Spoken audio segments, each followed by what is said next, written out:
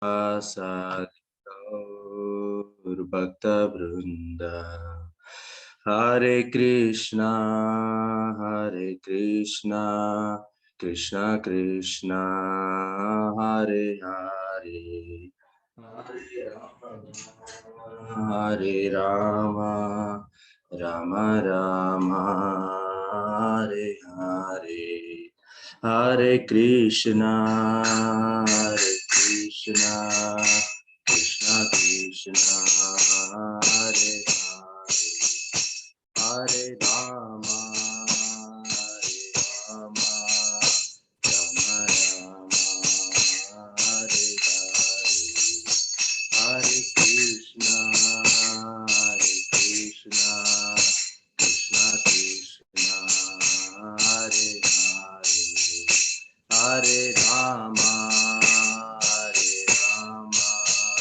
Rama Rama, Hare Hare, Hare Krishna, Krishna Krishna, Hare Hare, Hare Rama, Rama Rama, Hare Hare, Hare Krishna, Krishna Krishna, Hare Hare, Hare Rama, Rama Rama, Hare Hare, Hare Krishna, Krishna Krishna, Hare Hare, Hare Rama, Rama Rama, Hare Hare, Hare Krishna, Krishna Krishna, Hare Hare, Hare Rama, Rama Rama, Hare Hare, Hare Krishna, Krishna Hare Hare, Hare Rama, Rama Hare Hare, Hare Krishna, Krishna Krishna, Hare Hare, Hare Rama, Rama Hare Hare,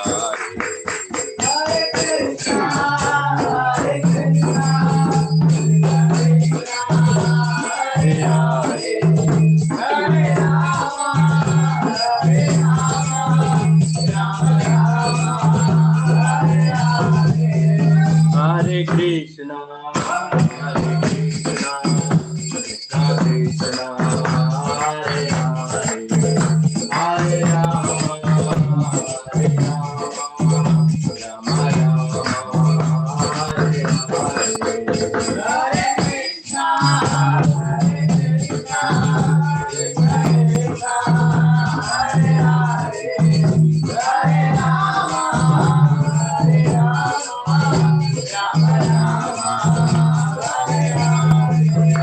Jaya Prabhupada, Jaya Prabhupada, Prabhupada, Lila Prabhupada, Jaya Prabhupada,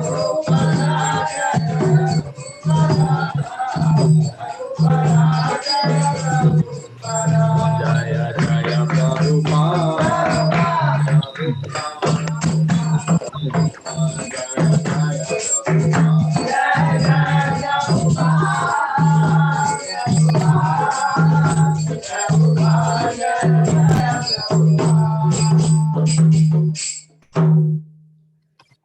नाम संकीर्तन की जय, गोपाल की जय.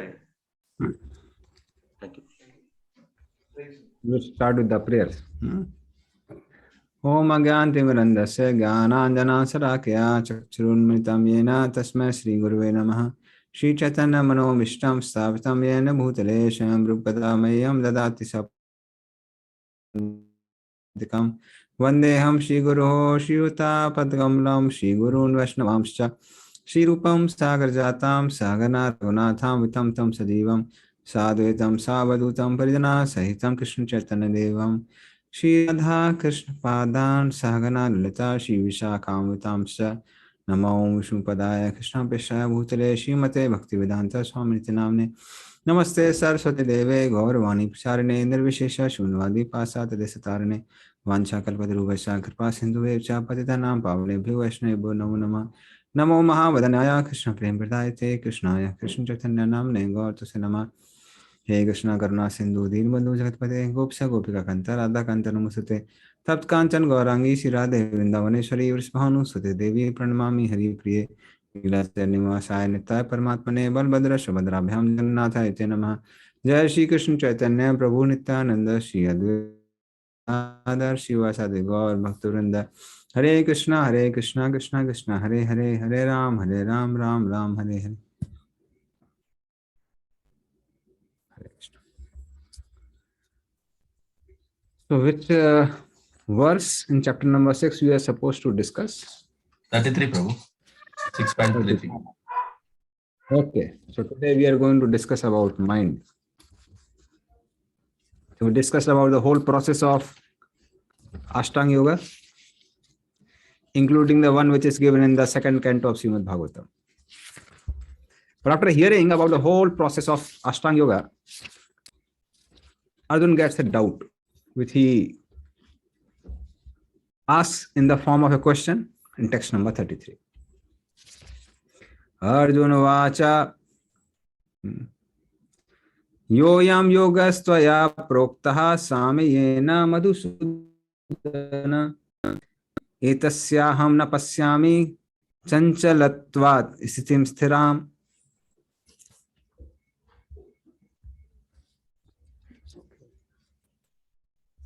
Yes, please read the translation. Arjuna said, O Madhusudana, the system of yoga which you have summarized appears impractical and undurable. Wait a minute, I'll just. For the mind is restless and unsteady. Hare Krishna.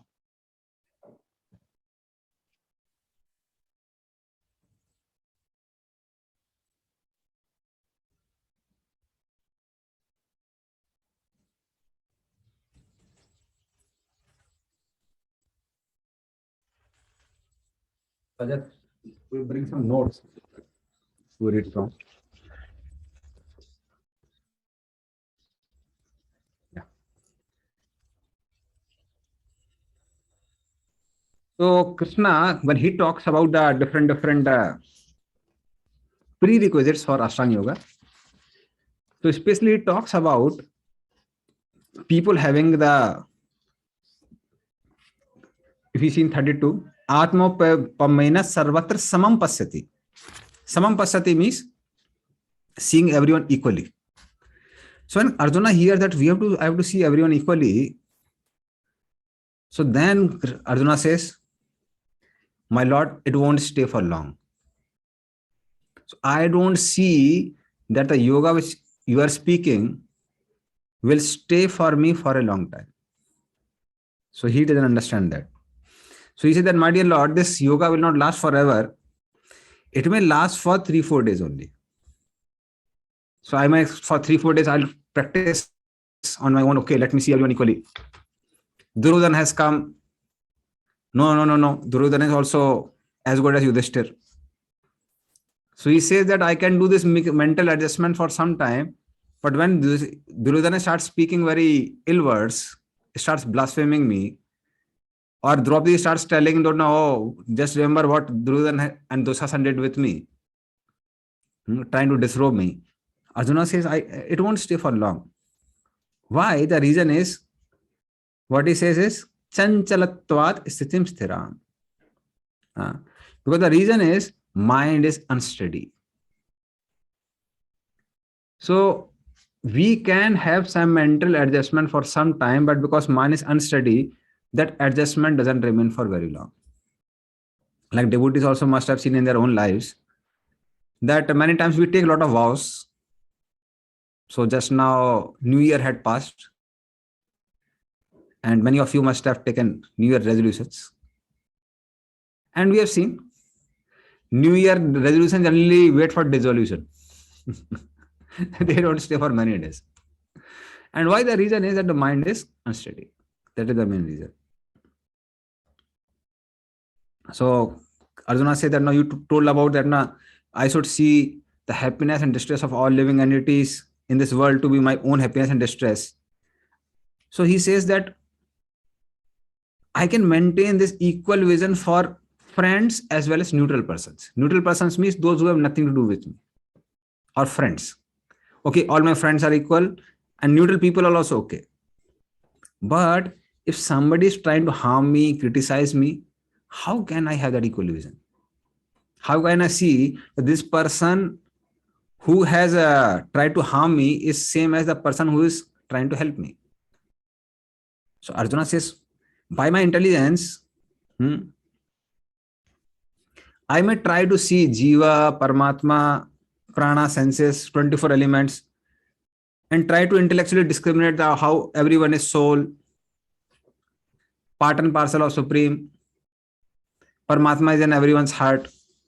So intellectually, I can try to adjust for some time, but this adjustment will not stay for long because mind is unsteady.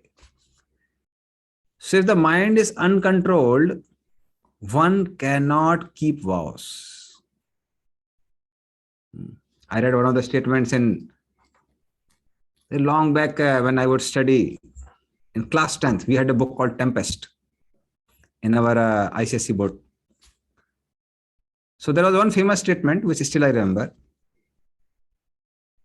In English literature, I would get highest marks and language among the lowest. So because I remember a lot of words from Shakespeare and here and there. So one of the words was that greatest of the vows are just straw to the fire. Greatest of the vows are just a straw to the fire. Like it doesn't take any time for straw to be burned in fire. So greatest vows, it doesn't take time for them to break. Because in general, people have unsteady minds. So he says they don't stay. And then further he speaks about this nature of mind. Chanchalam hi mana Krishna pramati balavadranam tasyaham nigraham manne vayor ev suduskaram. Please read the translation.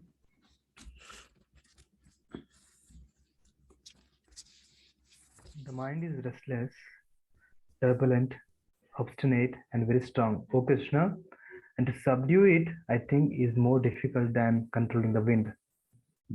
Hare Krishna. So Krishna says, okay, Arjuna, but already I told you that intelligence is higher than mind. You can control the mind through intelligence. And then we have this analogy of chariot.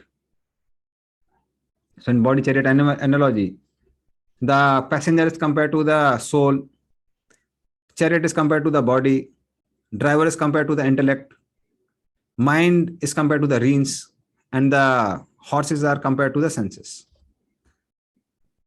So if the intellect is stout, means the driver is stout, he can control the horses through the mind. That means the reins. So in this way we can control. So Arjuna says, yeah, I also know this analogy. This is given in Bhagavatam also, 7.15.41. That analogy is given. But my dear Krishna, this mind is pramati. So one of the quality of it is chanchalam, fickle, as discussed in the previous verse also, chanchalatvat.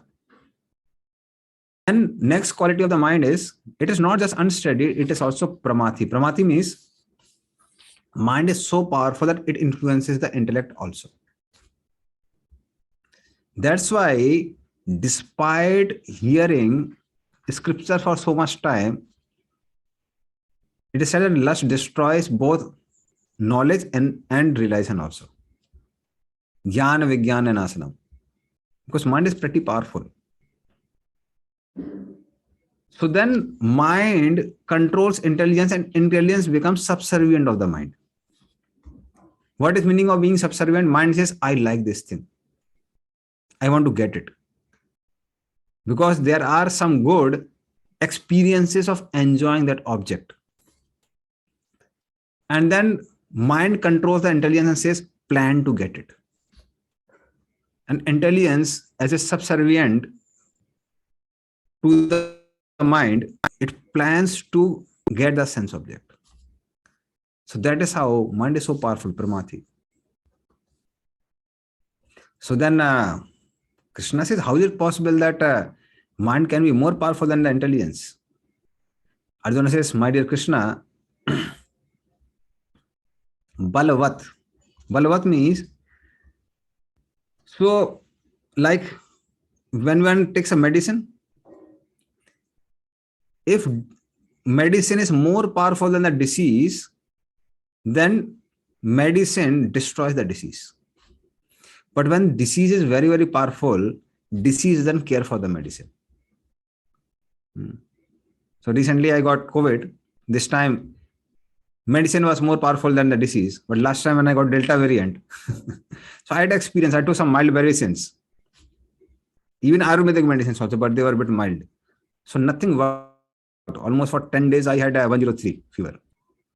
But then I have to take very strong Ayurvedic medicines. So when I took strong Ayurvedic medicines, then temperature started getting controlled. Immediately temperature started lowering. So that is how, if disease is very strong, then it doesn't care for the medicine. Similarly, this mind is balvat. Balvat means it's very powerful. Because it is very powerful, it doesn't care for the intelligence. And then dranam. Dranam means it's very difficult to penetrate through. Like iron cannot be penetrated through the needle. A cloth can be penetrated through the needle. Similarly, mind becomes so obstinate and so powerful that it's not difficult to easy to pierce it. And Arjuna says it's very difficult to control the Ashtanga Yoga by the process of Ashtanga Yoga. So that's like controlling wind by controlling the air in one's body. Like for example, somebody says, I'll control my breath. And then whole world, the air should be controlled. You can control your air. You can control the air of the world. So this is one example which our Chakravarti Pad says. And Prabhupada also says that Arjuna says that he speaks in one of the lectures. The Arjuna says that I can control wind, but I can control mind. Mind is more powerful than wind. Now most of us can't control the wind. Tsunami comes, not tsunami, this tornadoes come in US. Whole US army together cannot control the tornado. So they tell to the citizens, vacate, that's all. But Arjuna says, I can control that wind because there are astras. There is a Parvat Astra which can control the Vayu Astra. But he says, I can control mind. So that is how mind is so difficult. And then let us see Krishna's response in 35.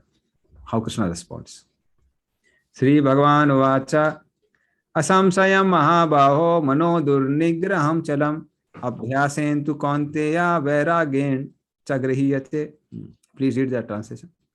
Lord Sri Krishna said, O mighty armed son of Kunti, it is undoubtedly very difficult to curb the restless mind, but it is possible by suitable practice and by detachment. Hare Krishna. So Krishna says, Asamsam Mahabayo. Asamsayam. No doubt what you are saying is true. So it's not that Krishna says, no, Arjuna, mind is so anybody can control very easily. Krishna says, yes, what you are speaking is true. But then what he says is, like disease is very strong. It cannot be, it doesn't care for the medicine. But let us say if somebody takes a right medicine repeatedly as prescribed by the doctor, then what happens is, if one repeatedly practices and one has patience, then slowly the disease may go away. Especially this happens with the chronic diseases. So when chronic diseases are there, one has to take medicine sometimes for a very, very long time. Like I am a North Indian, but then I happen to come here in Bengal from the times of IIT days. So I got in IIT Kharagpur.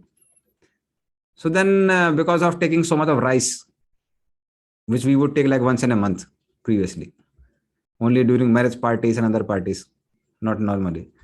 So I got that chronic constipation for many years. So then I had to take a medicine almost for 1.5 years to get rid of it. So it takes long time, a lot of patience is required. And those who don't have that patience, they can't get cured of the disease. So similarly, if one takes the right medicine and according to the prescription of the doctor, then slowly disease goes away. Similarly, mind is difficult to control, But if one follows the directions of the Guru, as given by the as were given by the Guru Parampara, I'm talking about more of the Ashtanga devotees, Ashtanga yogis here. So which involves the meditation on the Supreme Lord. Then by that abhyas, repeated practice, what happens? And by vairagya means, and by not again engaging the mind in sense gratification. Then what happens is slowly this mind can be controlled. So that is how slowly this mind can be controlled. It is true for devotees also. We also do similar things. But certainly our method is more powerful. So how do we do all these two things, both the things, somebody can say?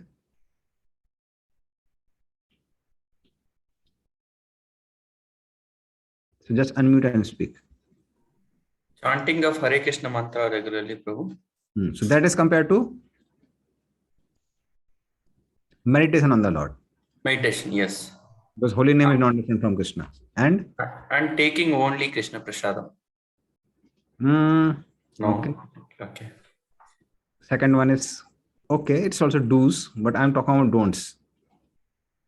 Okay. What is second one? Somebody would say second one.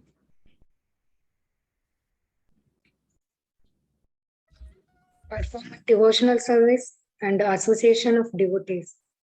So that's like meditation on the Lord. And how do we detach ourselves from sense objects?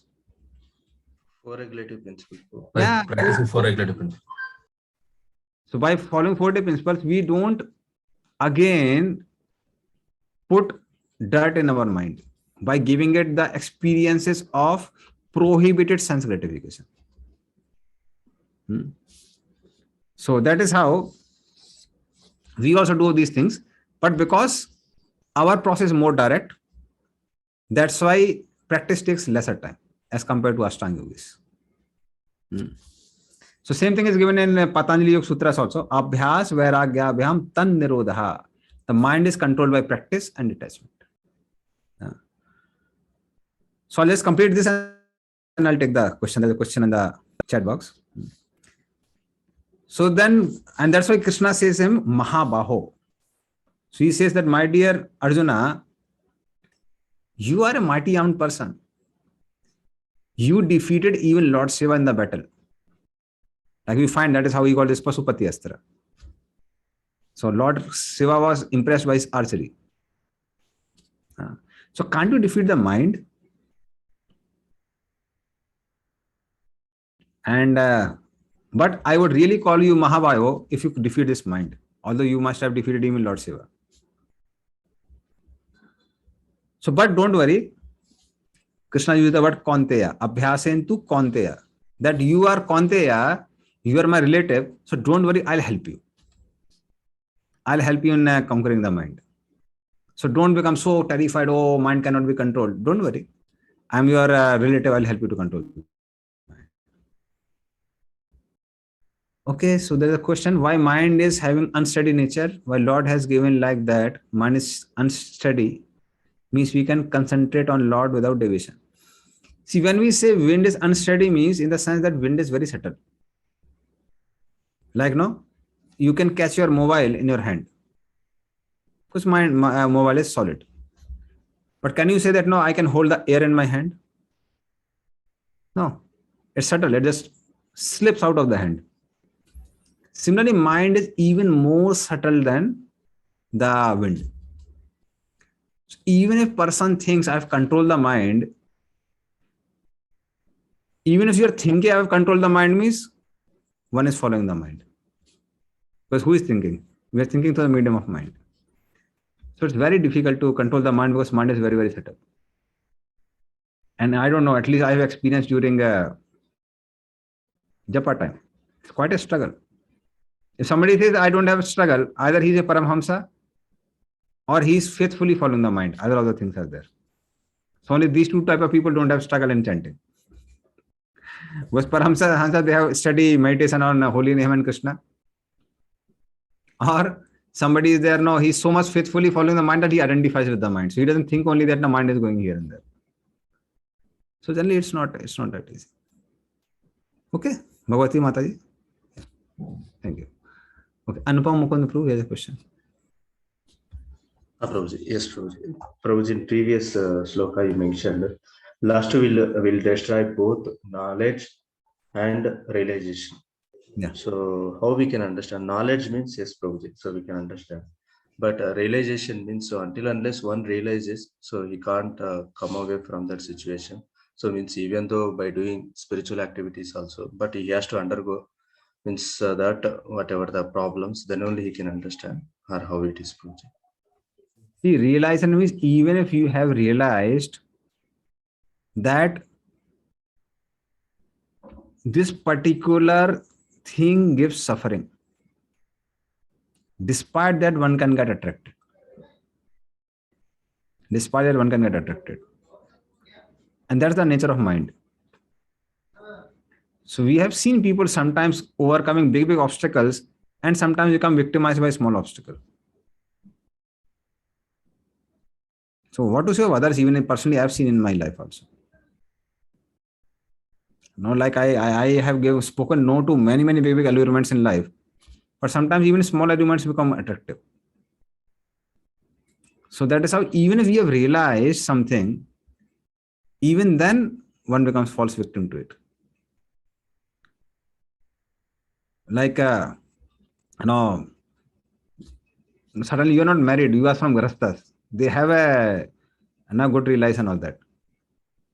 So they know there are certain things which are pretty obnoxious, not good, they have realized it. But then again, one falls victim to that. So there is a sort of realization also. Despite that, one falls victim. Like one might have heard it, read it, that metal body is filled with pus, stool, germs, bones, so many things, muscles. Like that time, once it happened that I got a wound in my hand, so the bone was visible. So I smelled the bone. So it looks so obnoxious, such a bad smell is there. And then I have got a realization for some time that how can I be this body? I can't be this bones. It is so obnoxious, so bad smell. And I'm sure nobody's bone would be giving good smell, not just my bone. All bones are like that. So that realization was there for some time. But then after some time, that it goes away. Now we start again identifying with the body. So that is how lust is very powerful. That desire to enjoy covers even one's realization also. Gyan Vigyan Nasana. So that's why unless until we have that realization of the higher taste of seeing Krishna face to face, now that material energy is very powerful. It is as attractive as Krishna. It can cover us. It can distract us. Okay. Yes, Prabhuji. Thank you, Prabhuji. Okay.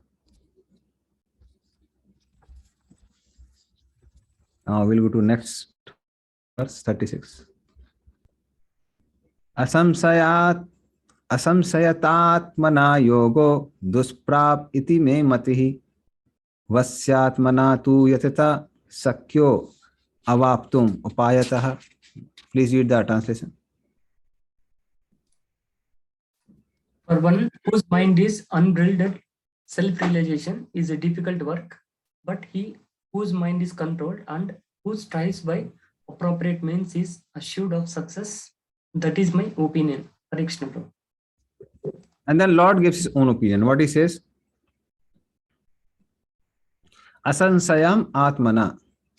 One whose mind, who has not practiced, he has not done enough abhyas, which Krishna speaks in the previous verse, and vairag. So one who doesn't have sufficient vairag and abhyas, he can't practice this yoga. So both things are there. Repeated practice is required and detachment is required. So both the things are required to progress. Follow 40 principles, chant Hare Krishna. So yoga or samadhi, characterized by stopping the mind, can be attained after a long time by a person who makes effort to put mind under control.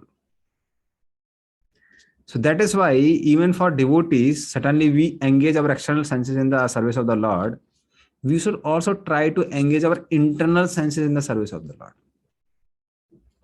What does it mean by engaging internal senses? We should also try to see whether really our mind is absorbed in Krishna conscious things 24 hours. So we should try. Well, like externally, even if Mataji are cooking in the house, or no, but we are doing some job which is like a regular work in the office or in the shop or anywhere. So if we are doing a regular work many times, externally, we may be doing a particular occupational duty or devotion service also, maybe cooking for the Lord, but mind may be somewhere else. It may be engaged in sense gratification. So then if somebody is putting kirtans or something, or some sloka for recitation or something like that, so then what happens is even internal senses can be engaged. So those who are not trying to control the mind, Krishna says, no, they can't practice yoga. So upayataha. So one needs intense practice. So intense practice is required, both for controlling the external senses as well as the internal senses. Then one can control the mind. Otherwise, one can't do this process of yoga. Now again, I just forgot to tell, because we discussed this in NOI also about realization. Like now we had this example of elephant bath, manne kunjar sochvat, if you remember. Like thief, he gets such severe beatings in the hands of police. Despite that, when he goes to the prison house, many times he learns how to steal and not get caught next time.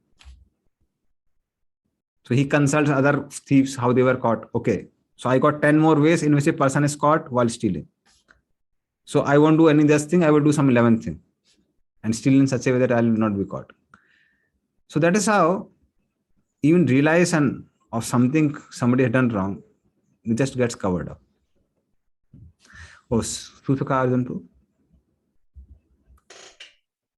Hare Krishna Prabhu. Like here we just see here from, sometimes it bewilders us also, although we practice our Krishna consciousness. This is sometimes, we hear from the level perspective, whatever we are hearing, we just, such a personality, even Arjuna is speaking, where he can able to control the mind. He's saying that it's very difficult to practice, as we are saying. And in our practical situation where we are currently staying, I'm just speaking about myself at least, the city especially, the environment and the time what we practice, everything is, as you said, to focus about the internal things also. But when I speak about the engagement of my Krishna consciousness, hardly we spend some, our chanting and remaining everything, our regular work, office, and this is the environment. So just wanted to know like how we should cultivate our mind, because monotonous work automatically becomes ignorance, and we cannot even think about, just life is going, like time also going, life is also going, and we don't even think about it. And where we are standing also, we are not even coming to the level of self-realization path also. So what kind of a being in city, how to come, Prabhu? Even when we speak in classes or something also, when we speak, people also get bewildered. It's not possible in city. That is how the mind also is. So from the how to do it, Prabhu. So what level of thoughts we should bring from here? Actually speaking, we underestimate our own power of mind, really speaking. Underestimate in the sense, we can do a lot of activities at the same time. But because of laziness, we don't do. Like I'll give you one example. In morning time, whenever I go for morning duties for taking bath and brushing and all these things,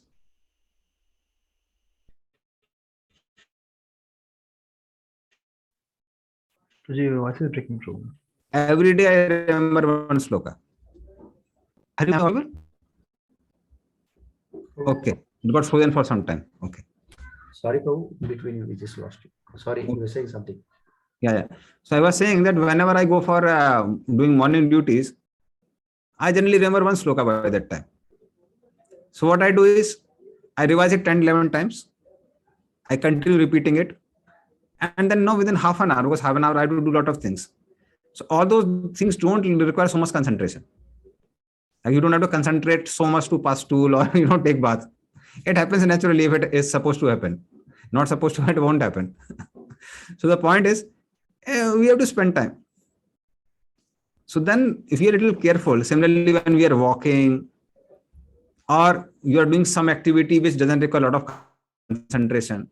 So either we are chanting at that time in the background, remembering some sloka, depending on our mental and intellectual capacities. Different people can do different things. And different people may be attracted to different things. Like for me, I relish speaking and reciting slokas. So that is something which it's easy for me to get absorbed in. So different people, some people may be absorbed in kirtans or something like that. So whatever is absorbing and whatever we can do with a considerable effort, not too much of effort,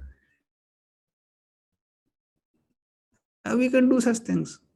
So it's possible. It's sound vibration is such a thing that we can be absorbed in 24 hours.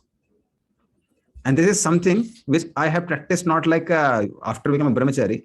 Even when I was studying in IIT, so some of the subjects would be pretty difficult ones. But then 24 hours apart from attending school classes, I would be there with the sound vibration, either hearing something or memorizing something. Never I had a very good score in our classes also. So I was ranked 3 in my department. So it never affected my studies or anything like that. So it's possible. Main thing is many times we don't have confidence with on ourselves, or we are sometimes lazy also. That is the whole point.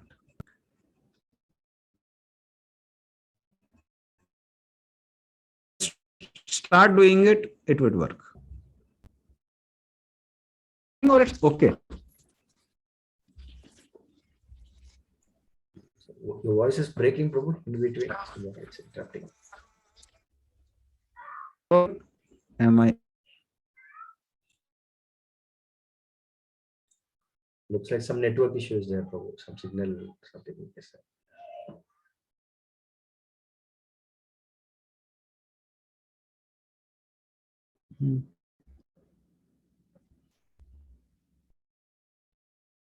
Hare Krishna, am I audible? No. Yes, Prabhu. Now it's okay, Prabhu. So what I'll do is now I'll connect to another network so that starts working. Yeah.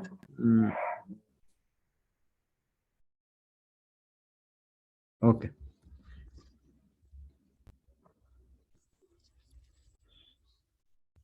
Okay. Now I must be audible. Voice would be better than now. Okay, fine. Because some network problem was there. Okay, fine. So I think I complete the topic which I was speaking. Yes, Susakar Zantu, it's okay? Yes, Prabhu. Yes, Prabhu. Thank you very much, Prabhu. Now we'll go to the Arjuna again. He again asks. Arjuna Vacha Ayati Sriddhayo Peto Yoga Chalita Manasaha Aprapya Yoga Samsiddhim Kam Gatim Krishna Gachati. Please read the translation. Arjuna said, O Krishna, what is the destination of the unsuccessful transcendentalist, who in the beginning takes to the process of self-realization with faith, but who later desists, who due to worldly mindedness and thus does not attain perfection in mysticism? Hare Krishna.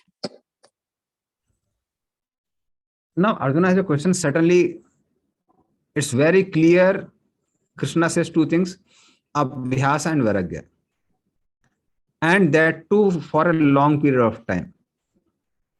that means there is a possibility that a person may be slag in his practice and he may not be able to get the perfection. And that needs a lot of effort. It needs, especially for Ashtanga Yogis, it's a big effort. It's a big effort to practice Ashtanga Yoga. So Arjuna becomes concerned. And so Arjuna says, somebody doesn't hard-heartedly practices. He becomes some slag at certain point of time. Or he doesn't have such a detachment which he thought he would have a detachment. He goes to the forest and he finds that I didn't have such a detachment. So ayatihi. Ayatihi means such a person puts little effort. Not like very hard of effort. So he puts some effort. So he starts with a yoga practice with faith.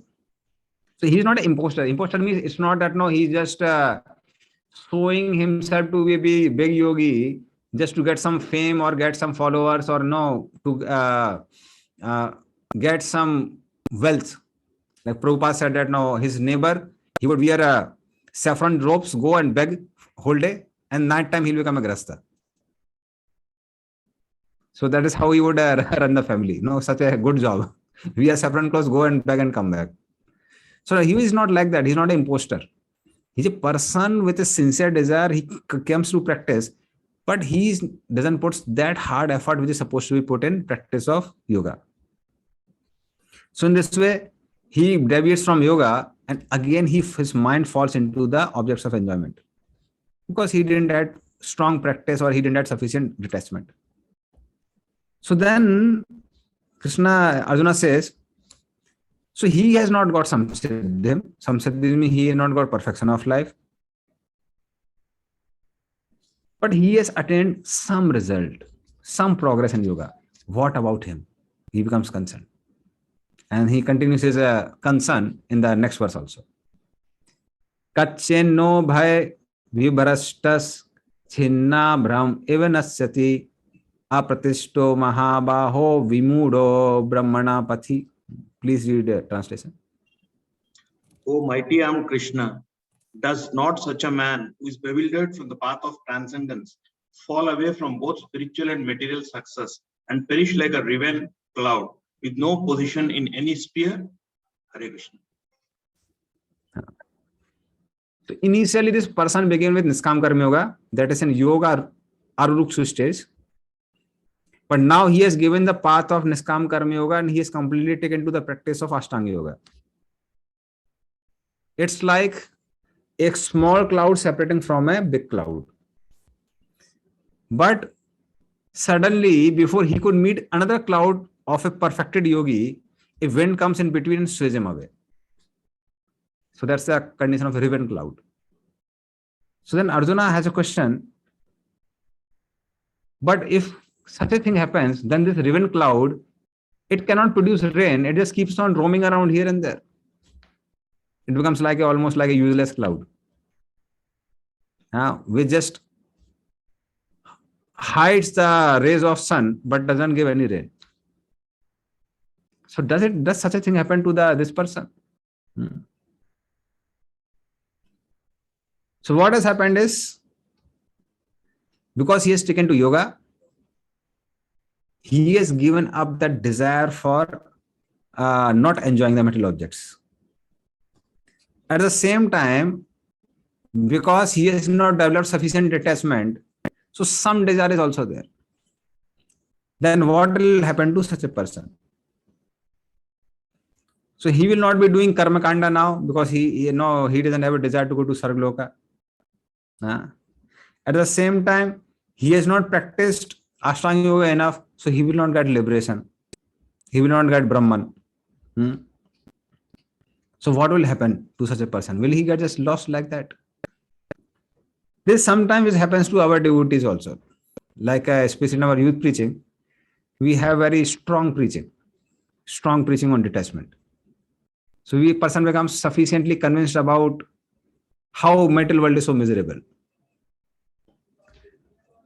But when you want to stay under a temple premises, I don't know if the brahmacharis are not here, they must be having this realizer. So one needs a lot of surrender. It's not that you can do what you want, you have to do what authorities want, and lot of accept a lot of control of the authorities. So then person is fearful of that also. So many times we have seen people remaining confused. So neither brahmachari nor grahastha, they become like a brahmastha in between. So such a thing does happen, like such a bewilderment come. So for this yogi also, what is happening is that he knows the miseries of the world. He's convinced he doesn't want to go to material life. He doesn't want to enter there. He doesn't want to practice karma kanda, karma again. At the same time, he doesn't have such an intense practice and detachment. Still some desire to enjoy is there. So no sufficient detachment, no sufficient attachment. So what will happen? Will he get lost? So then he further continues his question. एतान् मे संशयं कृष्णा चेत्तुम् अर्हस्य शेषतः त्वद् अन्या संशयस्यास्य चेता न हि उपपद्यते. Please read the translation. This is my doubt, O Krishna, and I ask you to dispel it completely. But for you, no one is to be found who can destroy this doubt. Hare Krishna. So he says that no, apart from you, nobody can destroy this doubt. It's like a very, very, very, very big doubt. And then Krishna starts answering. Next verse. Sri Bhagavan Vacha Parthavehe Namutra Vinasastasya Vidyate Nahi Kalyan Kritikasche Durgatim Tata Gachati. Please read that translation.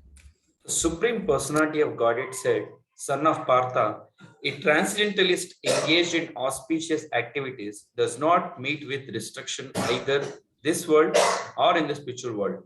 One who does good, my friend, is never overcome by evil. Hare Krishna. So now he does not have destruction in this life, means iha. It's not that, no, okay, now I can't do anything. Like I was certainly joking saying brahmastha, but it doesn't happen that no person becomes a brahmastha. It doesn't happen like this, but one doesn't suffer. Or amutra means one doesn't suffer in the next life. It's not that no, you are na ghar ka na ghat ka, many times say in Hindi. Neither here nor there. No, he doesn't have a destruction either in this life or in after death. None of the places. Why? Because kalyan krit.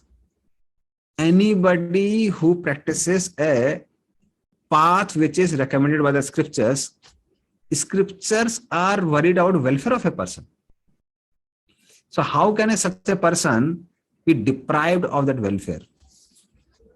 So he doesn't suffer in this world, nor he suffers in the next world. What means when I'm saying not suffer means in the sense that had he had not taken to the path, the suffering which he would have got in that time, now what he's getting would be lesser. Even if he's like a deviated or anything has happened. That suffering is certainly lesser than he would have got before. Like one of the qualities of Bhakti is Subadha. Klesagni Subadha. So Klesagni means, especially in the path of Bhakti, one gets relief from distress. Only thing is, in due course of time, we sometimes forget it. So there is a destruction of distress in the path of Bhakti. And also among the auspiciousness, one of the quality of auspiciousness is to bestow happiness of three types. Happiness which is material, happiness of Brahman, and happiness of relationship with the Lord. And a devotee is not deprived of any three of them. He gets all three of them. Prabhu, can you please repeat the three things? Oh, sorry.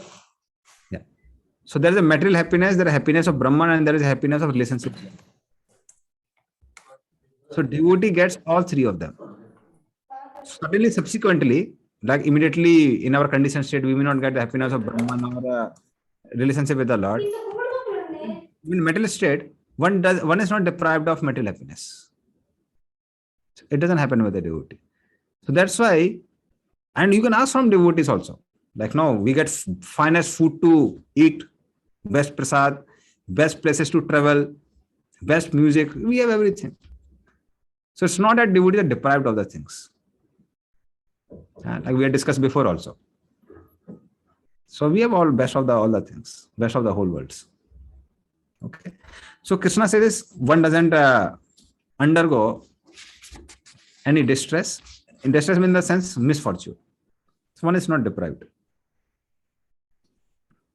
And one of the, now certainly Krishna is talking about Ashtanga yogis, but for devotees we have seen that like now brahmachari's ashram is quite an unstable ashram in reality.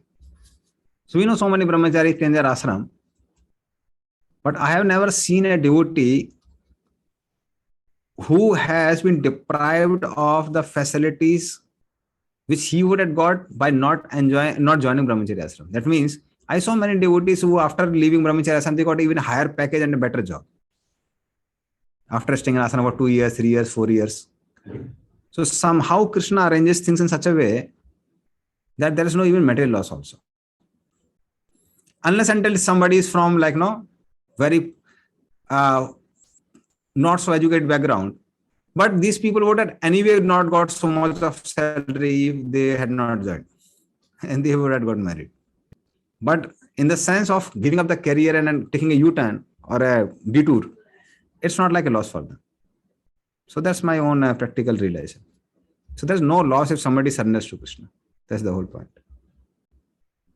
Okay. What is auspicious activities Krishna is referring? I think you explained the 3 things you explained. Okay. So these 3 things. Yeah, and one more thing, extinction. One word is mentioned in this purport. One who does good. Could you please explain, Prabhu? It's a good here in this context, what Krishna is referring good. Generally, we have a normal platform. Good means we could do good. So what is exactly here good? Okay. So, one who does good, my friend, is never overcome. When we say Krishna saying good means, he's talking about recommended bona fide yogic path. So anybody who's taking a yogic path, he never undergoes a distress, unnecessary trouble. Okay. Okay, bro. Got it. Okay. And now Krishna talks about the destination of such a incomplete yogi. प्राप्य पुण्य कृताम लोकान उसित्वा शाश्वती समा सुचिनाम सीमिताम गेहे योगो योग भ्रष्ट अभिजायते. So read the translation as well as the purport.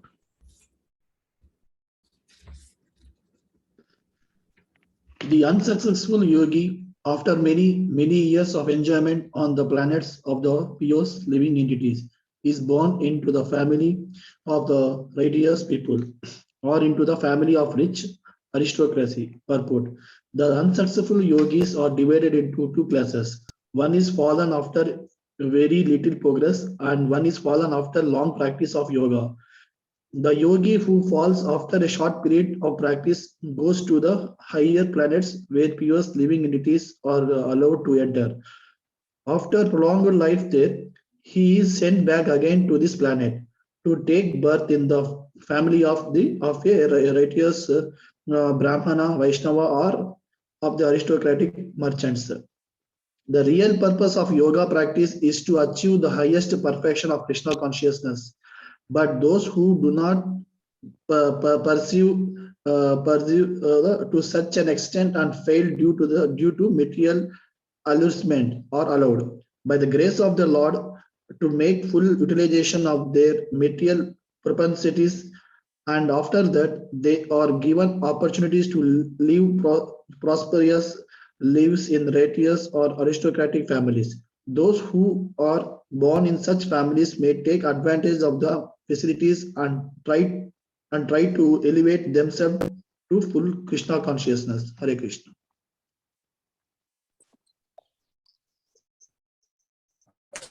What happens is there are 2 types of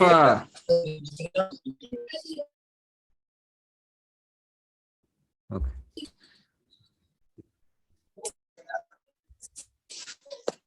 009911 or password Prabhu. Okay. So I don't know who has put password here.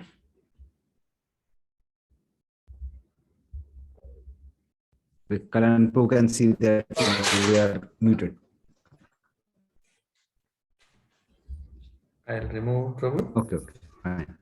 I think someone has. Now, Your voice is breaking. okay, fine. Haribol. So there are two types of people who fall after lesser practice and after a long practice. So people who fall after lesser practice, they have lesser detachment.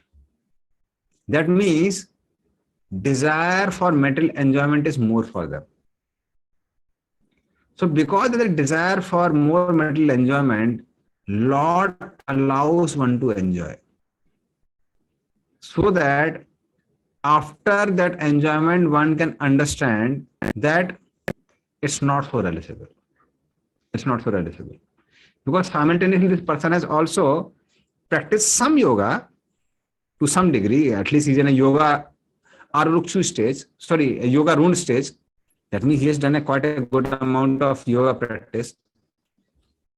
So that particular enjoyment will lead to a sort of detachment for him. Because one can compare now. One can compare that this particular practice of yoga is more realizable. So for such people, what happens is they go to higher planetary systems. Like for example, they may go to places where there are other yogis also. Like there are taploka. So those who are nastic brahmacharis, they get an opportunity to go to taploka. Or those who are strong sannyasis, who have practiced sannyas very nicely, they generally go to satyaloka. Or those who have practiced very nicely varnashram system, and they may go to maharloka. Especially it is talked about vanaprasthas.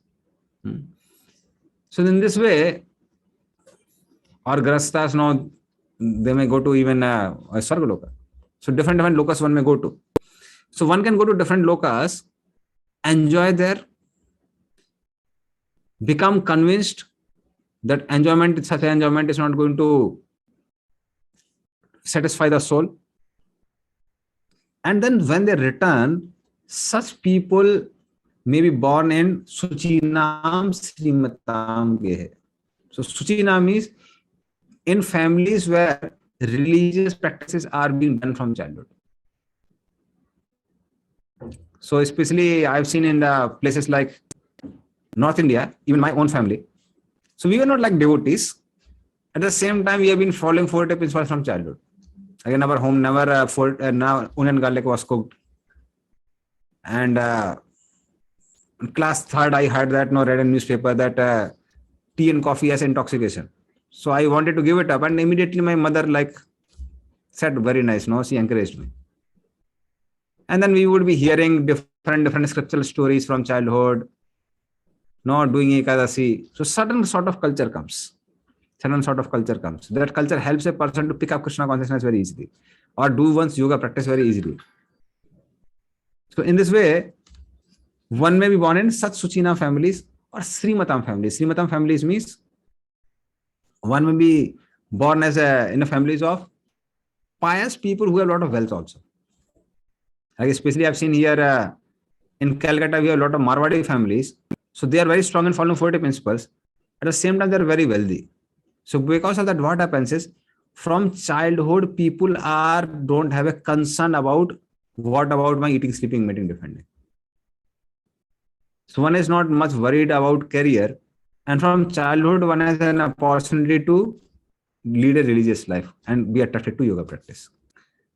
But for people who have practiced for a very long time,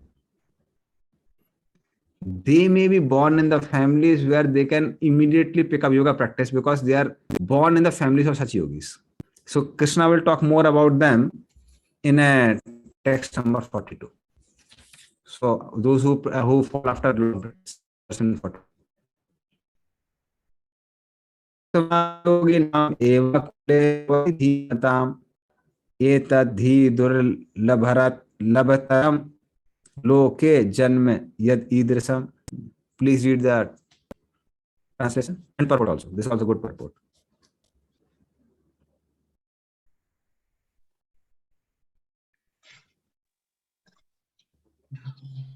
Or if unsuccessful after long practice of yoga, he takes his birth in a family of transcendentalists who are surely great in wisdom. Certainly such a birth is rare in this world. Purport. Birth in a family of yogis or transcendentalists, those with great wisdom, is praised herein because the child born in such a family receives a spiritual impetus from the very beginning of his life. It is especially the case in the Acharya or Goswami families. Such families are very learned and devoted by tradition and training, and thus they become spiritual masters. In India, there are many such Acharya families, but they have now degenerated due to insufficient education and training. By the grace of the Lord, there are still families that foster transcendentalists generation after generation. It is certainly very fortunate to take birth in such families. Fortunately, both our spiritual master, Om Vishnupada Shri Srimad Bhakti Siddhanta Saraswati Goswami Maharaj, and our humble self had the opportunity to take birth in such families by the grace of the Lord, and both of us were trained in the devotional service of the Lord from the very beginning of our lives. Later on, we met by the order of the transcendental system. Hare Krishna. So Prabhupada gives his own example because Gormonde, so from childhood, he trained Prabhupada in playing Mridangam, worshipping the deities, doing Rath Yatras. So in this way, from childhood only, he got that opportunity to practice Krishna consciousness. So especially the children who are born in a devotee family, they are very fortunate. So they must have practiced for a long time in the past life. And those who are Ashtanga yogis, if they fall after a long time, they would be born in the families where already their parents are practicing Ashtanga yoga, or they're connected to some guru who is practicing Ashtanga yoga. So the main thing is Krishna gives that opportunity to again practice. So there's no loss. So because many times some devotees also, when Corona was going on, so that time one of the Matajis of our congregation was crying like anything. Oh, I'll die. No, husband was very worried. He called me. My wife is telling I'll die. I said, no problem. So she said, no, Prabhu, if I'll die, I don't know what will happen to me in next life. I said, don't worry. Even if you die, then next life, again, you will be born in a more fortunate situation where you will get better opportunity to practice Krishna consciousness. So certainly I don't want you to die. But at the same time, even if you die, why you are worried? No. So anybody who takes to Krishna consciousness, even materially it may seem that he loses his body, but spiritually there's no loss. One always gets a birth in a better situation. So that's why Krishna says such a loss is not there. Oh, sir. Okay. Susaka Arjunpu. Hare Krishna, Prabhu. Like in the previous verse we were speaking, the Ashtanga yogis who've been practicing it for a short-term period and for the long-term period. So I just had a question, like in terms of our Bhakti Yoga process, like we've been there's been devotees who have been practicing it for a long time and accepted a spiritual master as well, and who made promise to the spiritual master. I still remember in the previous class, if somebody falls down, you were mentioning like there should be some slag in the process, that is fine, but one should not break the regulative precepts, which is against the laws, which is very dangerous, you were mentioning. Like in a similar way, even after accepting the initiation, so all of a sudden they fall down from the process, like they started breaking the regulative principles and completely stopped chanting, and they just had a regular life. And there's one devotee, actually he looks like he's completely forgotten that how it is, like from past 15 years it has again transferred to the normal material life now. So where he doesn't even remember about his position, that he has accepted the spiritual master, he started eating non-veg and material opulence, like that he has become. So what is their position, Prabhu? Like what happens if such things happens? So there would be delay. Okay. there would be delay, but that doesn't mean this is a permanent state. We have to understand one thing, that this is not our home. Material world is not our home. Our home is Golok Vrindavan only, spiritual world only. Mhm. So we are residents of that place and we came here for some time. We'll certainly go back there. And bhakti, whatever we have done is preserved. But what happens, especially if somebody does Vaishnava aparadh, then slowly the material desires start increasing. Mhm. Mhm. And the first attack of Maya we have to understand is where we feel I can practice alone. Okay. So what happens by Vaishnava? What happens by Vaishnava aparadh is actually when one does Vaishnava aparadh, one loses appreciation for the Vaishnavas. One starts seeing faults in them.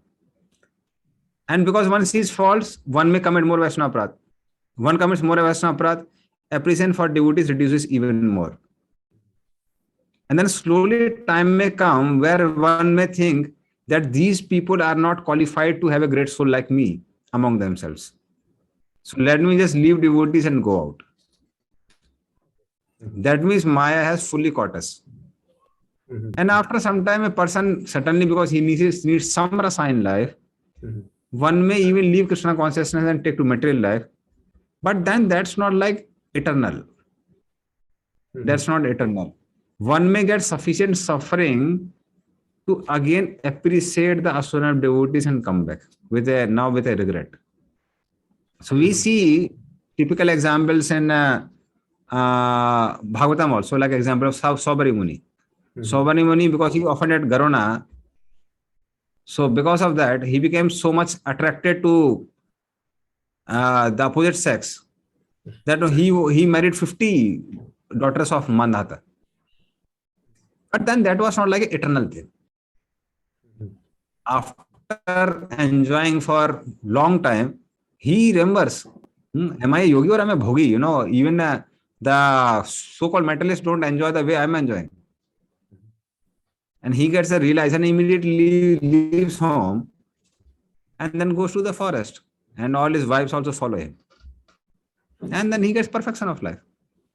So it's not like there's no loss like a permanent loss, but there's a delay. There's a delay. Okay. Thank you, bro. Okay, Anupam Mukundru.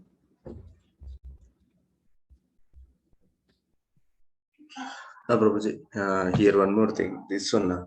So, and also they will take birth in the Srimatam family, means from a rich family, they will take birth.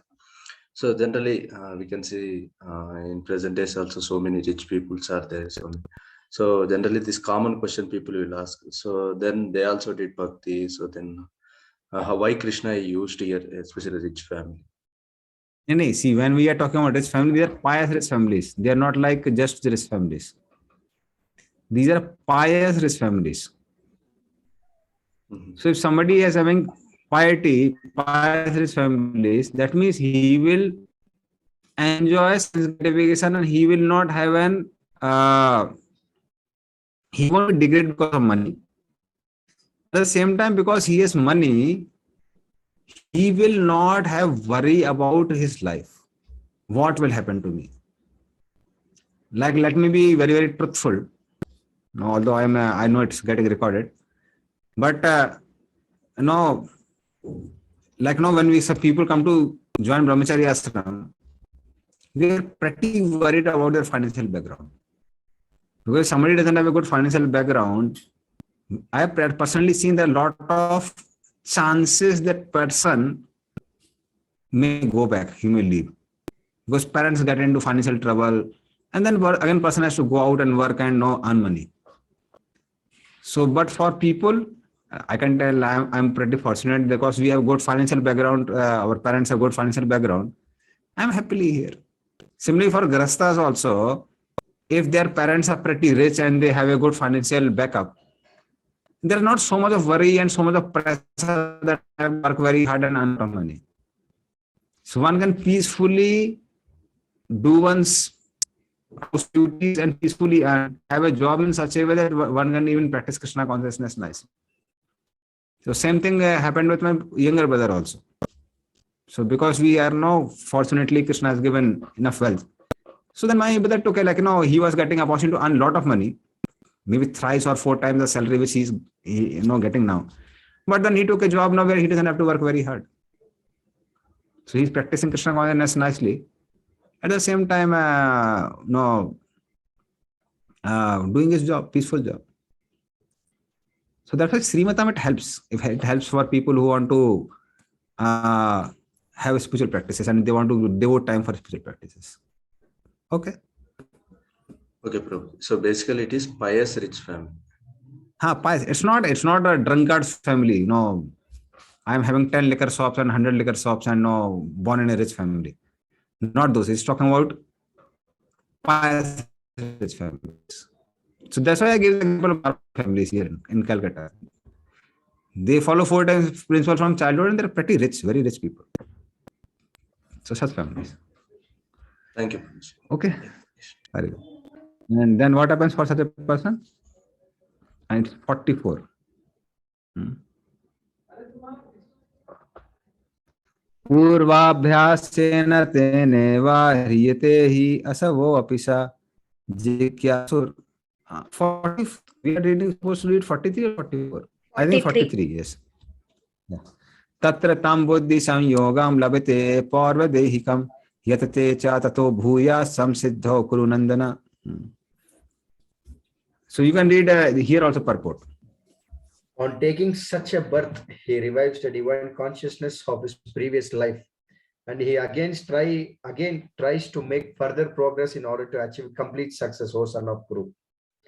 King Bharata, who took his third birth in the family of good Brahmana, is an example of good birth for the revival of previous transcendental consciousness.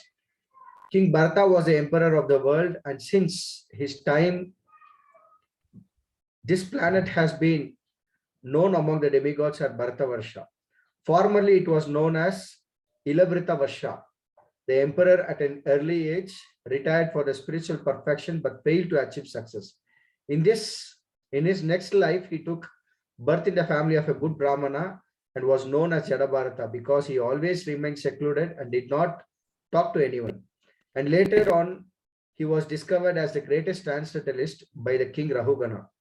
From his life, it is understood that the transcendental endeavors or the practice of yoga never go in vain. By the grace of the Lord, the transcendentalist gets repeated opportunities for the complete perfection in Krishna consciousness. In this way, such a person,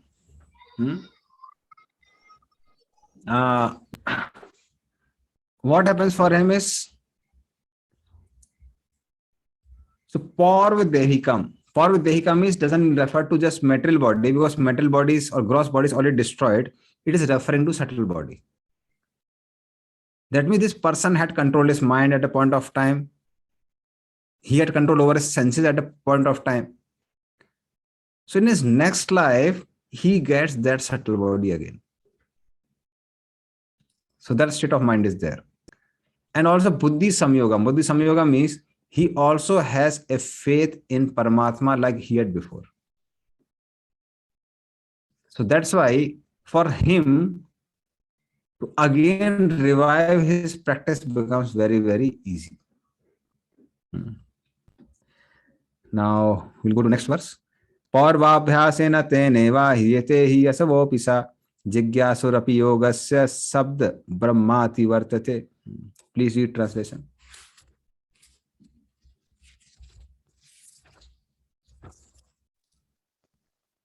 By virtue of the divine consciousness of his previous life, he automatically becomes attracted to the yogic principles even without seeking them.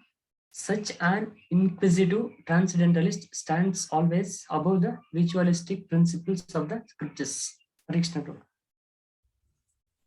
So what happens is, for such a person, Sad Brahmati Vartate, he surpasses the path of Karma Yoga, because he had surpassed that path of Niskam Karma Yoga even in his previous life.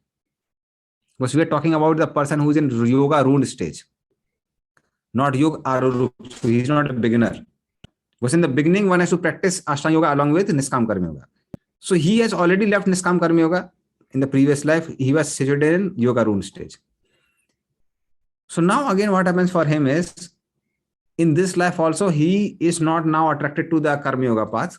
He directly takes to the Ashtanga Yoga path. And he becomes fixed in the path of Ashtanga Yoga this time. So that is how such a person becomes elevated. And Prabhupada in the purport, he glorifies the chanting of the holy names. And how by chanting of the holy names, one gets the highest perfection. And he gives the example of Haridas Thakur. How Haridas Thakur, although born in a Mohammedan family, he was given the title of Namachar by Lord Chaitanya. So that means by practicing chanting of the holy names, one can be transcendental to so-called inauspicious birth also. So because Krishna is talking about auspicious birth here, because of this past yogic practices, and Prabhupada is talking that even if you don't have such a auspicious birth, but by practicing Krishna consciousness, one can get very auspicious birth. Or birth also becomes auspicious. Like Haridas Thakur was no more called Malicha, but he was called Namachar, Acharya of the holy name, Acharya of the Yuga Dharma of the age. So quite a big title. So that's the power of chanting. So what Krishna is talking here about, that this person again takes to Ashtanga Yoga, and further what happens to him? Prayatnat yatmanastu yogi samsuddha kilbisah anek janma samsiddhas tato yati param gatim. Please read translation. When the yogi engages himself with sincere endeavor in making further progress, being washed of all contaminations, then ultimately achieving perfection after many births of practice, he attains the supreme goal. So, anek janma samsiddhas. That means Ashtanga Yoga is a long process. It takes many lifetimes. So either yogis may prolong their life by holding the breath, or they may have to take many births also, or it will be both. It may be long, many births. Any of the cases can be there, but it takes long time. It takes very time. But finally, one will get the supreme goal. So what Krishna is saying is, Arjuna, you are talking about person who's not able to complete perfection or get perfection. But this happens anyway in general, because Ashtanga Yoga takes many lifetimes. And let us say in every lifetime again he comes to zero level, he will be frustrated, he will never achieve perfection.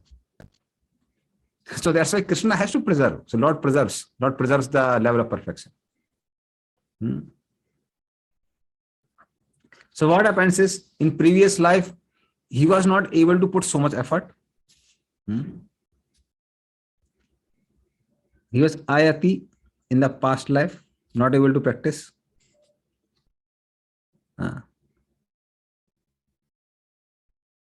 But what happens is,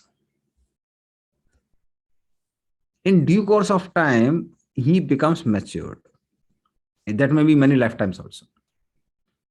So initially, one lifetime he was very laxed. He becomes a little more serious, but more serious, and then more serious, and then more serious, and then more serious. And finally, he becomes matured. And when he becomes matured, he doesn't become lax in his yoga practice. He becomes very strong in his practice. And then he cannot fall down. Then he gets perfection of life. In this way, it takes many lifetimes to see the lotus feet of the Lord. Okay, so in due course of time, what happens is, whatever faults he has done in the previous life doesn't continue or doesn't repeat in the next life. So in due course of time, this person becomes matured and he gets liberation, param gatim, in many lifetimes. So this about Ashtanga Yogi. Now Krishna is talking about hierarchy. 46 and 47. So we'll read about this, basically sometimes called yoga ladder also. Am I audible?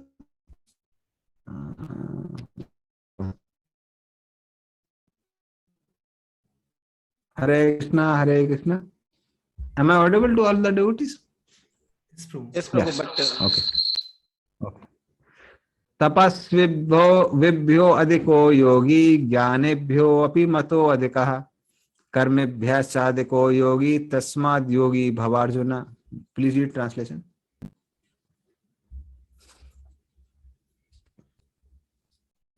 Haribol. Somebody is reading translation.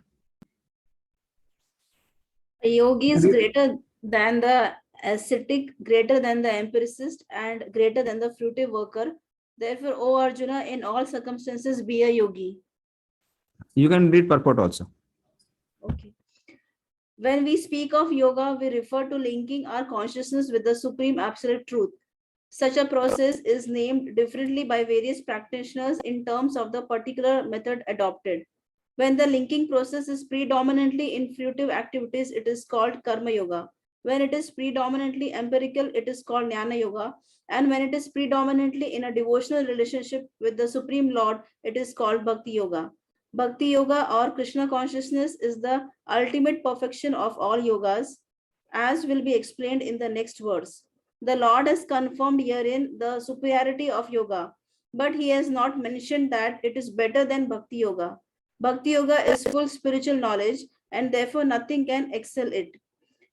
Asceticism without self-knowledge is imperfect. Empiric knowledge without surrender to the Supreme Lord is also imperfect. And fruitive work without Krishna consciousness is a waste of time. Therefore, the most highly praised form of yoga performance mentioned here is Bhakti Yoga, and this is still more clearly explained in the next verse.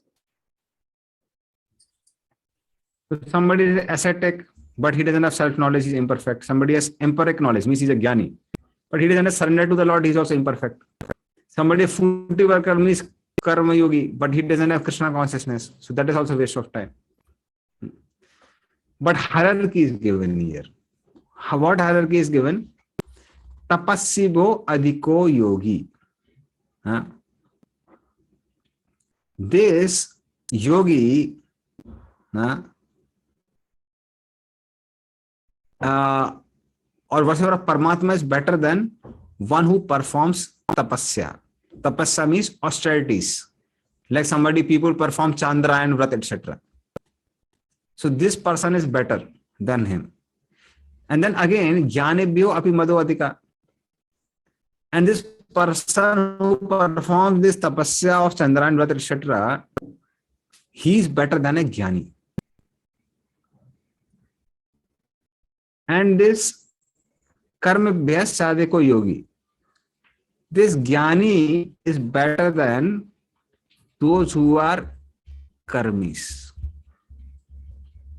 So they are better than karmis. So Krishna is basically talking about a yoga ladder here.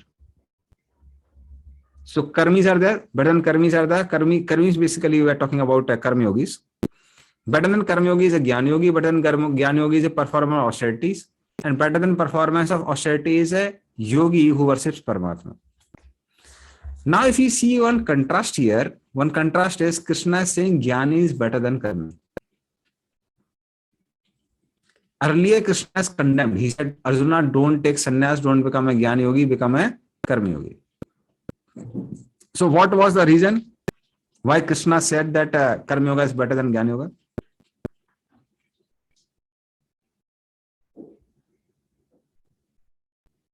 So let me see what I have taught. Devotees have understood or not. Their level of risk is more in Jnana Yoga. What is that risk?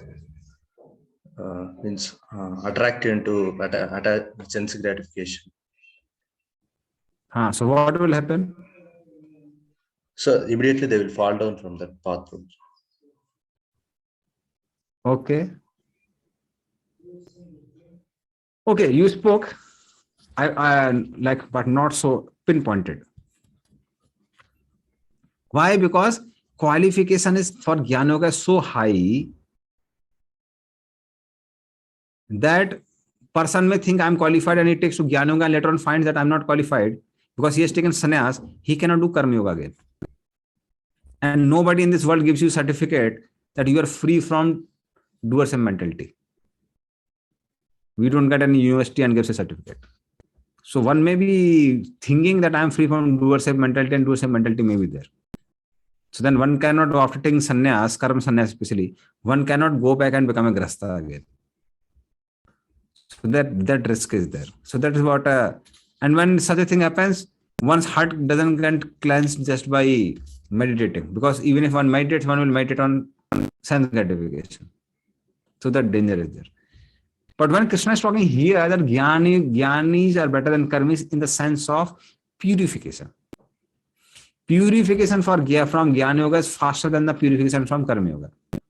And those who perform austerities, they were more easily purified by Jnana Yogis. And those who perform Ashtanga Yoga, not just austerities, not just living in forest, but along with living in forest, you are performing Ashtanga Yoga also. That purification is highest among all of them. So that's why Krishna says, Arjuna, in all circumstances, be a yogi. Basically, Krishna is saying, Arjuna, become a Ashtanga Yogi.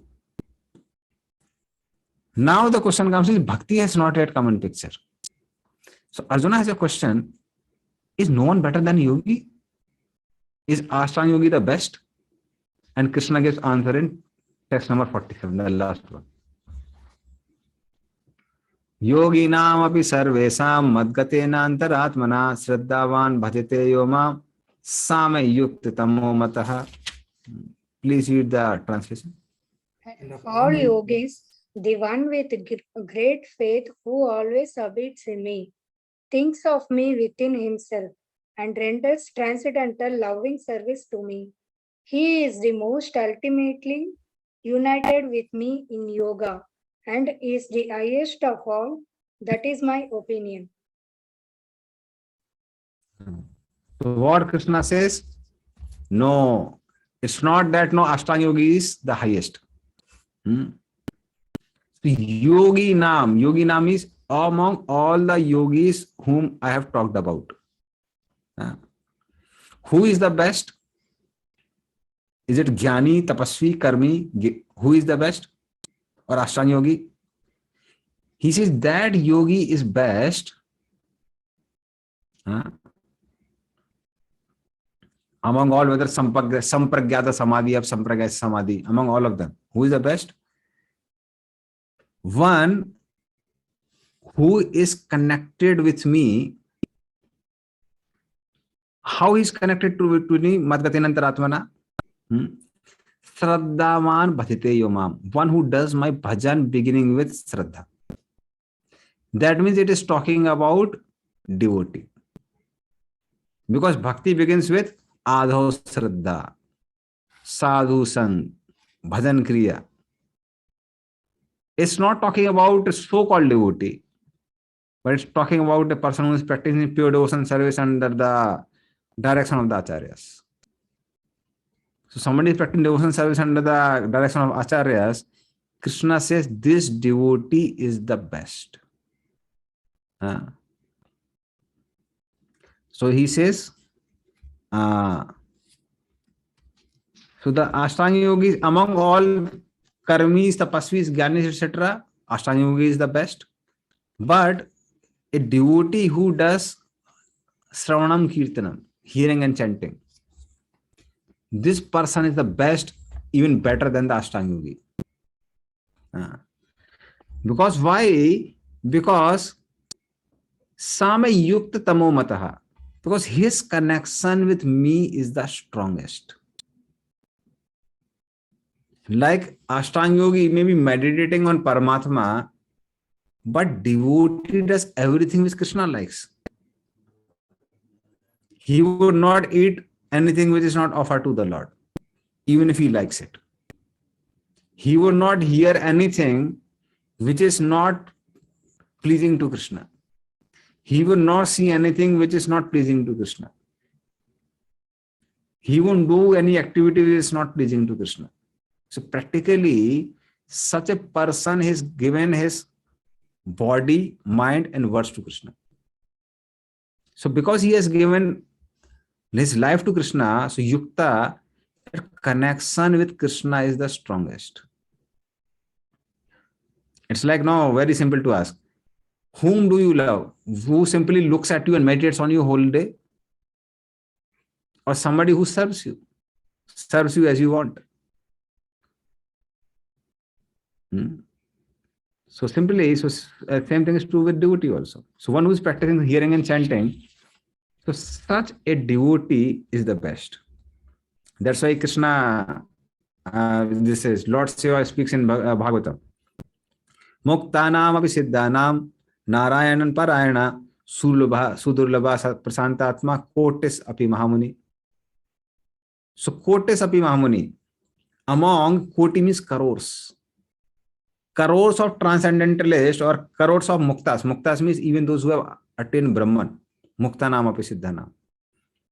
Among them, one rare soul, one among crore, is Narayan Paratma, Narayan Parayan. He's a devotee of Lord Narayan. Sudurlabha is very, very rare. Prasantatma, always very peaceful. So he's very, very rare. So that's how a devotee is very, very rare. And this particular verse shows the process of bhakti, how bhakti is superior to all of them. And this verse will become like a, you can say, a thread in the ornament. Like an ornament, if you want to put the pulse together, one has to put one thread. So it will act like a thread for the next 6 chapters. Because next 6 chapters are about Bhakti Yoga. So Krishna has concluded all the yogas which lead maximum till Brahman. And now Krishna will talk about Bhakti Yoga, both mixed devotion service and pure devotion service, which lead either to Paramatma or Bhagavan. So that Krishna will talk about. So now what you can do is you can read the purport. Purport is also pretty beautiful purport, which gives which shows that how bhakti is superior to all other process. Please read the purport. The word bhajate is significant here. Bhajate has its root in the verb bhaj, which is used when there is need of service. The English word worship cannot be used in the same sense as bhaj. Worship means to adore or to show respect and honor to the worthy one. But service with love and faith is especially mean for the Supreme Personality of the Godhead. One can avoid worshipping a respectable man or a demigod and may be called discourteous, but one cannot avoid serving the Supreme Lord without being thoroughly condemned. Every living entity is part and parcel of the Supreme Personality of the Godhead, and thus every living entity is intended to serve the Supreme Lord by his own constitution. Failing to do this, he falls down. The Bhagavatam 11.5.3 concludes this as follows. Esham purusham sakshar atma prabhavan ishwaram na bhajanante avajananti sthanadastah pananti adaha. Anyone who does not render service and neglects his duty unto the primeval Lord, who is the source of all living entities, will certainly fall down from his constitutional position. In this verse, also the word bhajanti is used. Therefore, bhajanti is applicable to the Supreme Lord only, whereas the word worship can be applied to demigods or any other common living entity. The word avajananti used in this verse of Srimad Bhagavatam is also found in the Bhagavad Gita. Avajananti mamudaha. Once only the fools and rascals deride the Supreme Personality of Godhead, Lord Krishna. Such fools take it upon themselves to write commentaries on the Bhagavad Gita without any attitude of serving the Lord. Consequently, they cannot properly distinguish between the word bhajanti and the word worship. Yeah. Just a minute. So Prabhupada is like pointing out a difference between bhajan and worship. So worship can be done for the demigods, but bhajan is only for Lord Vishnu or Krishna, basically Vishnu Tattvas. Because one has eternal relationship with the Lord, one doesn't have eternal relationship with the demigods. So that dedication is there only for Krishna or Vishnu. It's not there for the demigods. So Prabhupada is pointing out. Now next verse, next paragraph is about yoga ladder. Okay, you can read. Continue, bro. Yeah. Yes, Santosh, bro. Here. The culmination of all kinds of yoga practices lies in Bhakti Yoga. All other yogas are but means to come to the point of Bhakti in Bhakti Yoga. Yoga actually means Bhakti Yoga. All other yogas are progressions toward the destination of Bhakti Yoga. From the beginning of Karma Yoga to the end of Bhakti Yoga is a long way to self-realization. Karma Yoga without fruitive results is the beginning of this path. When Karma Yoga increases in knowledge and renunciation, the stage is called Jnana Yoga. When Jnana Yoga increases in meditation on the super soul by different physical processes, and the mind is on him, it is called Ashtanga Yoga. And when one surpasses the Ashtanga Yoga and comes to the point of the Supreme Personality of the Godhead Krishna, it is called Bhakti Yoga, the culmination. Actually, Bhakti Yoga is the ultimate goal, but to analyze Bhakti Yoga minutely, one has to understand these other yogas. The yogi who is progressive is therefore on the true path of eternal good fortune. One who sticks to a particular point and does not make any further progress is called by that particular name: Karma Yogi, Jnana Yogi, Dhyana Yogi, Raja Yogi, Hatha Yogi, etc. If one is fortunate enough to come to the point of Bhakti Yoga, it is to be understood that he has surpassed all other yogas. Therefore, to become Krishna consciousness is highest stage of yoga. Just as when we speak of Himalayan, we refer to the world's highest mountains, of which the highest peak, Mount Everest, is considered to be the culmination.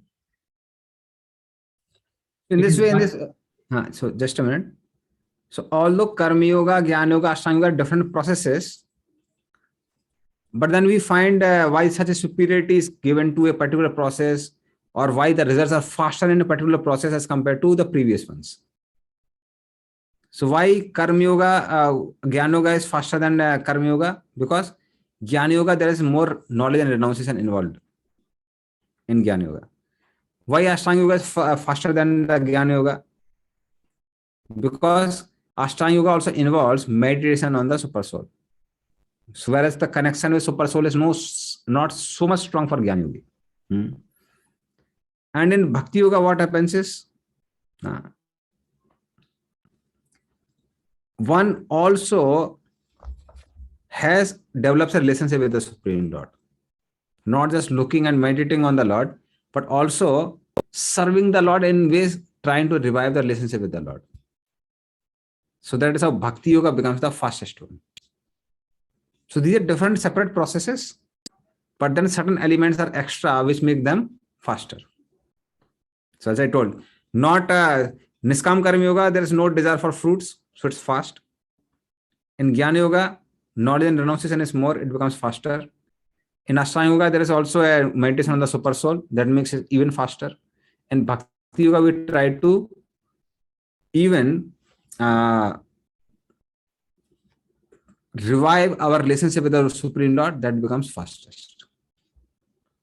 So that is how this is called a yoga ladder which Prabhupada is given. Karma Yoga, Jnana Yoga, Ashtanga Yoga, Bhakti Yoga. So all the processes are separate, but certain elements are added, which makes them more quick. Okay, please continue next paragraph. It is by great fortune that one comes to Krishna consciousness on the path of Bhakti Yoga to become well situated according to the Vedic direction. The ideal yogi concentrates his attention to Krishna, who is called Shyama Sundara, who is as beautifully colored as a cloud, whose lotus-like face is as effulgent as the sun, whose dress is brilliant with jewels, and whose body is flower garlanded. Illuminating all sides is his gorgeous luster, which is called the Brahma Jyotir. He incarnates in different forms such as Rama, Nrsimha, Varaha, and Krishna, the Supreme Personality of the Godhead. And he descends like a human being as a son of Mother Yashoda, and he is known as Krishna, Govinda, Vasudeva. He is a perfect child, husband, friend, and master. And he is full with all opulences and transcendent qualities. If one remains fully consciousness of these features of the Lord, he is called the highest yogi. This stage of highest perfection in yoga can be attained only by Bhakti Yoga, as is confirmed in all Vedic literature. Yasya deve para bhaktir yatha deve tata guru tas et katita he arthaha prakashante mahatmanaha. Only unto those great souls who have implicit faith in both the Lord and the spiritual master are all the imports of Vedic knowledge automatically revealed. Shvetashvara Tara Upanishad 6.23. Bhaktir Asya Bhajanam Tad Iha Murtropadi Naira Shena Musmin Manaha Kalpanam Etad Eva Karmyam. Bhakti means devotional service to the Lord, which is free from desire for material profit, either in this life or in next. Devoid of such inclinations, one should fully observe the mind in Supreme. That is the purpose of Naishkarmya, Gopala Tapani Upanishad.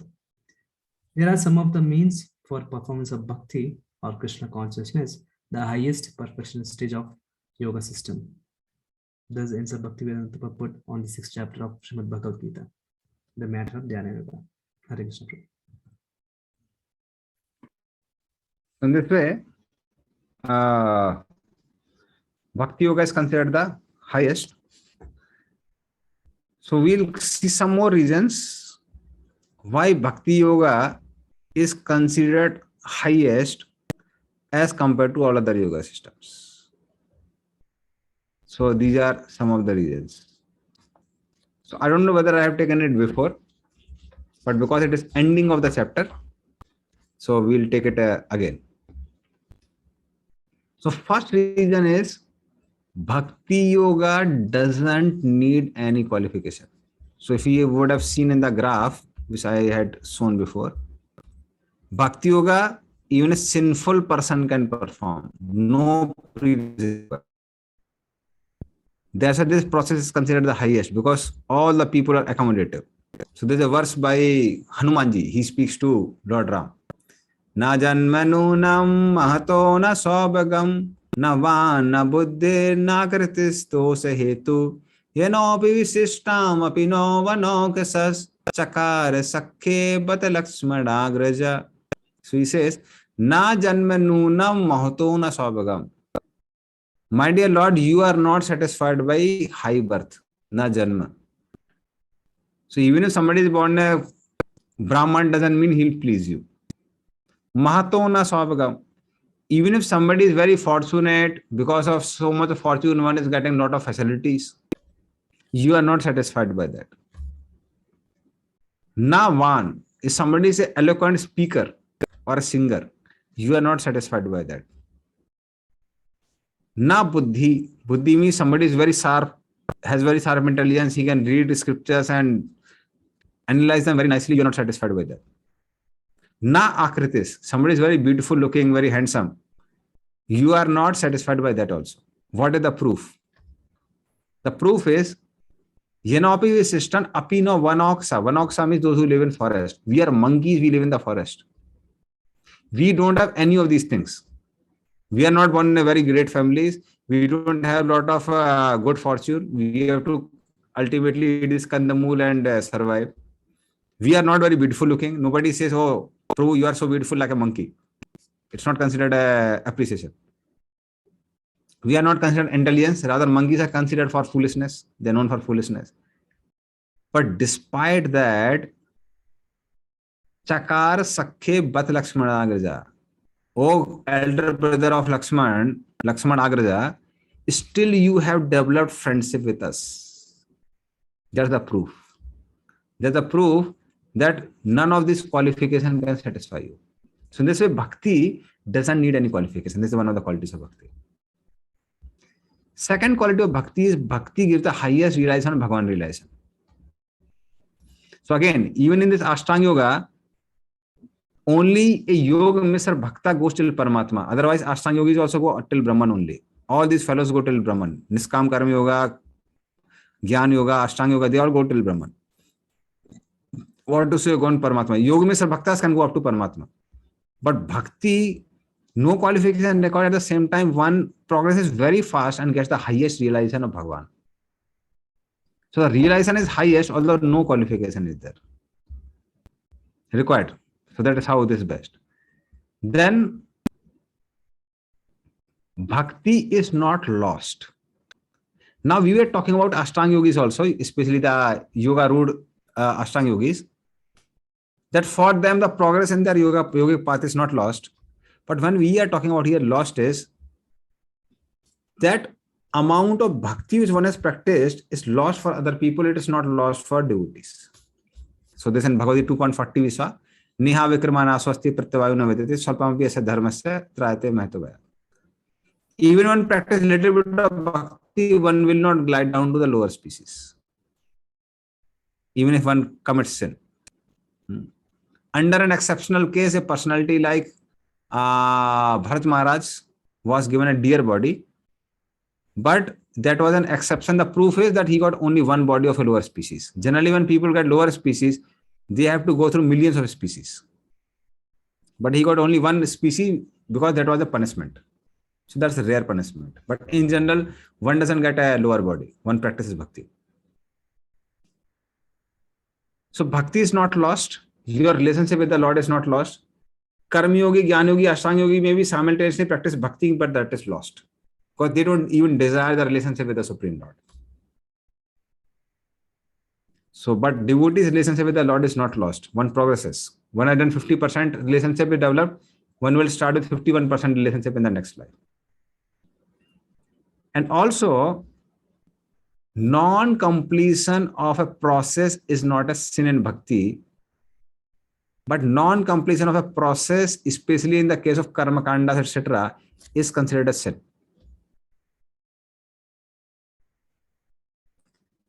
That means what happens is, if I am doing, let us say somebody does a chaturmas from a karma kanda point of view. All 4 months he has been following chaturmas very properly, but he doesn't do the parana properly. Two things will happen. First thing is, because you have not completed the full process, one will get sin of not completing the process properly and no benefit of not completing the process. That means you are not 100%, you will not get 99% of the now, okay, 4 months you have done chaturmas. Not at parana, no problem. You will get a benefit for 4 months. No, not like that. So till you complete the process, you don't get the result, and not completion of the process, one gets sin also. So big danger, especially karma kandis and process like that. But bhakti, fine. Somebody chants half Mahamantra also, no problem. One will get that benefit. So that is how bhakti is preserved. Next quality about bhakti, or the fourth one, is bhakti is beyond modes. It's beyond modes of material nature. Whereas Sakam Karma Yoga is more in mode of passion. Niskam Karma Yoga, Gyan Yoga, Ashtanga Yoga is more in mode of goodness. But bhakti is beyond modes because process of bhakti is done in spiritual world also. That is nobody, even in Brahmajyoti. Even in Brahmajyoti, nobody does Karma Yoga, Gyan Yoga, Ashtanga Yoga. So only thing you can do in the spiritual world, including Brahmajyoti, is bhakti. So that's how bhakti is beyond modes. So Prabhupada would say many times, Golokera Premadhan Harinam Sankirtan. So this is given in 11th canto. We are not going through verses because it may take a lot of time. But these are the references, 11, 25, 23. Other thing is, quality about bhakti is Vyavasayatmika Buddhi Ekhe Kuru Nandana. It's easy to practice bhakti because we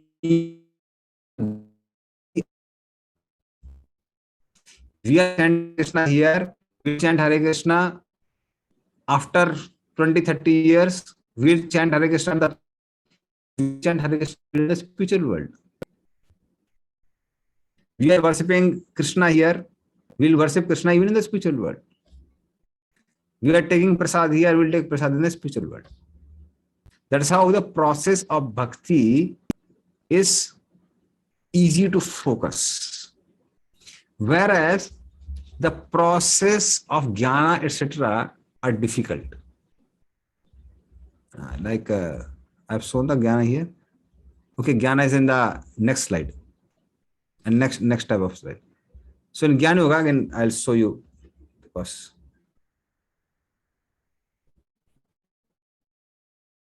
to show.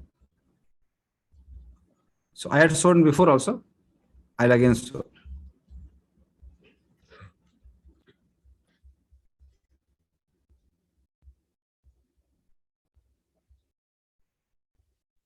So as we had told before, Jnana Yoga needs lot of changes.